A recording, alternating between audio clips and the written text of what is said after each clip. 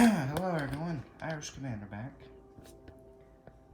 for another video. I thought I'd make another video before I go on vacation. So, what's going to be today's video, you may ask? Well, you can see the boxes are not here currently. I actually have them on my work table over here. This is kind of like where I'm going to work on the planes a little bit. Got some extra roundels there. I'm gonna put that. One day I'll put these on the boxes, but I got that IPP chart. But that's not what today's video is about. Today is about I'm sort of gonna give my advice on how to start your collection for this game. So, first things first, this game is not one single thing that comes in a box like Axis and Allies or Risk, or any other board game for that matter. This game is kind of like that phrase, DIY, do it yourself. So when you buy the game, it's just a wonderful, beautiful map here. The battle boards, the IPP chart, and over here, the war room is a mess, and you also get the technology chart. And I did buy the diplomacy chart, which is an expansion set. So I just have it sitting. I just have this sitting here because I'm reworking my war room currently. So that's what you get. Most people, and I'll take myself as an example. You may see the Axis and Allies 1940 units on the board. You can see some work on the airplanes there. Some of them are not good, but the point is, I use the Global 40 games for the pieces. And then for militia and cavalry, I just took a bunch of Risk, just the standard Risk pieces, and put them on the board. One day I'll get some spray paint and just spray paint them. Right here, I've got South American stuff. So one thing that confuses, I wouldn't say confused, just kind of makes people scratch their head whenever they're getting into this game. They don't know whether to get units for the neutrals yet. And I'm kind of like in the middle. Some people, I'll take Panzer King for an example, he has pieces, I believe it's painted for every individual country, so every country has its own unit. So, he did that. Well, some people, like General Hand Grenade, I believe he did this in the past, he had just the standard gray pieces or white for the neutrals. I have gray. Now, where do I stand in all this? Well, preferably, it depends. I prefer not to spend like $100 for countries that you're not even going to play. But you can see, for some countries such as Turkey, Finland, and the Dutch there, I'll eventually work in some other countries as well. Somewhere the Dutch. I have bought units for them. Again, let's go to the boxes. Okay, we've got the Finnish and the Spanish units. I just used a bunch of Ottoman World War I pieces that I bought a long time ago. And I don't currently have any unique Communist China CCP. Yeah, that's right. Pieces. Excuse me. But I don't have many neutral pieces. In my opinion, I don't think you need them. I think you just need the... Here, let me see if I can find it.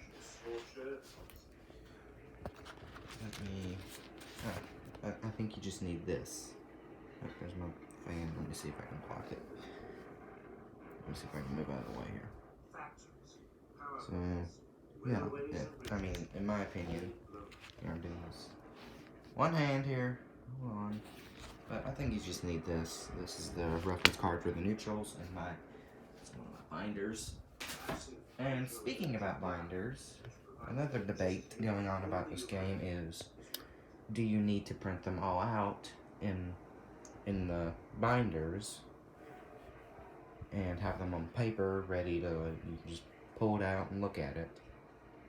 Or could you just get like a computer or a tablet even and just Google it or something, or have it open up in a tab and just look at it? In my opinion, I like that idea of just having like a tablet or like a computer or something handy nearby. But I mean, unless you're just dumb, and unless you're rich or wealthy and have a lot of money and can just dump money into this game and not even worry about it, then I wouldn't really recommend doing that. That's one of my things. I personally, I have all the, here, I have my binder right here. Let me set it down right here.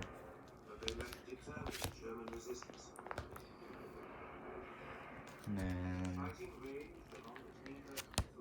add some of the expansions in here. I'm not gonna look through that too much for right now. And then I showed you I have all the reference cards.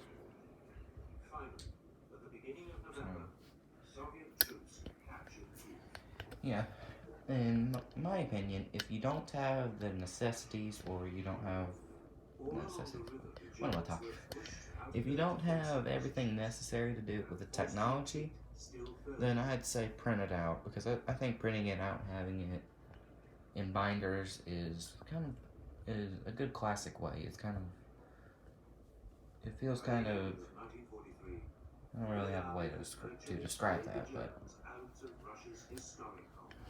yes, that's one thing.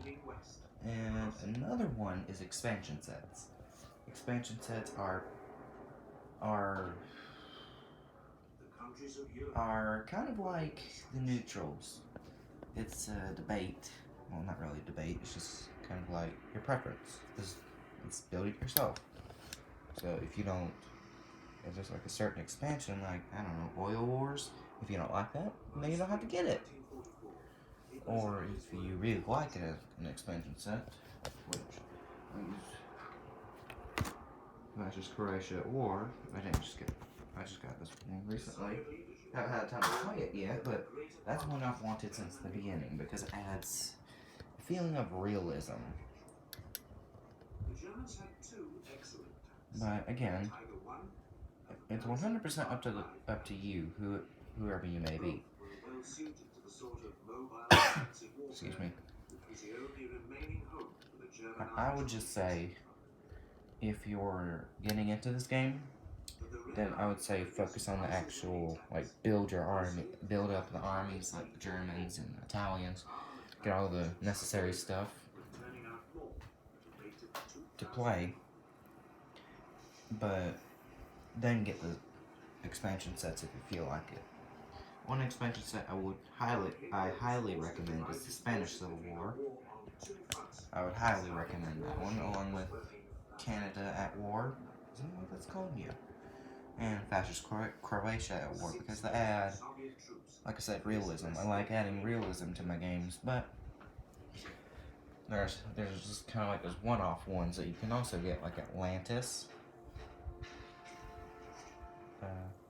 I will get that one day, and I will take a look at it. But, you know, it's up to you. Another thing, I guess I'll finish off here on the roundels. The roundels. That's something complicated. Everything's complicated with this game. The roundels are great from historical board gaming. These are great.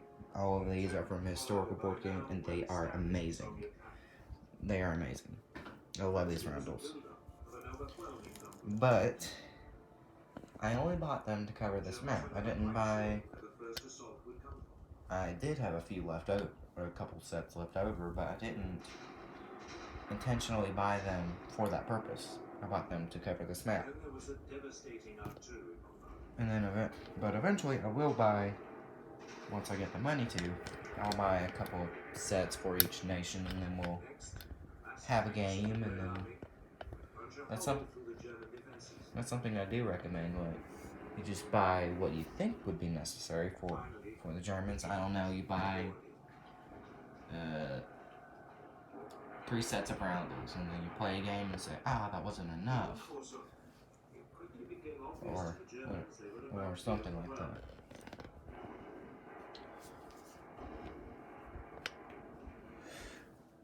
So, really, what I would recommend for the roundels is what I just said.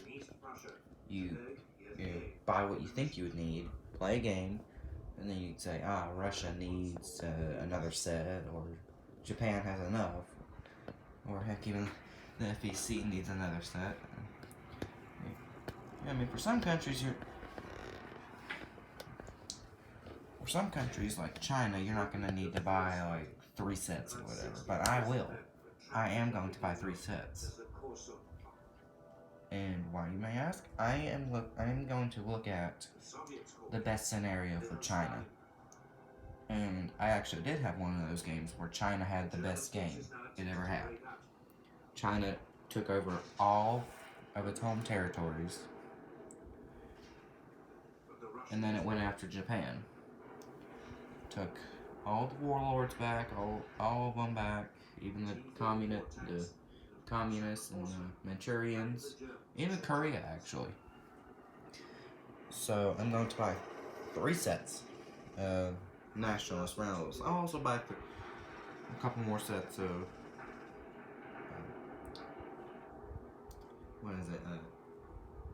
communist roundels.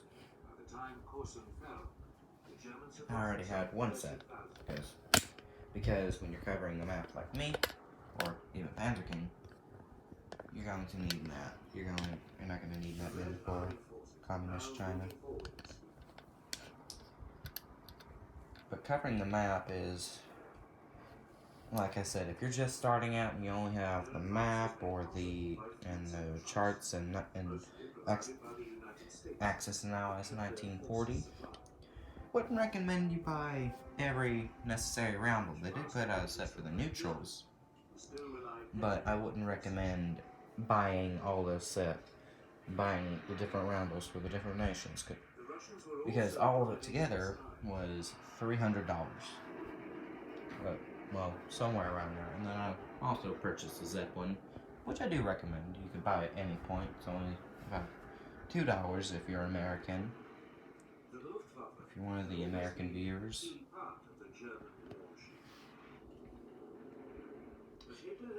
And one final thing before I go, capital cities. Capital cities are another complicated thing, because some people have them, and that includes me. And then some people don't. I've seen a bunch of people who have them and don't have them. So I do recommend the capital cities. That, again, it's one of those things like the Zeppelin right there. You can get whenever when you're building your game.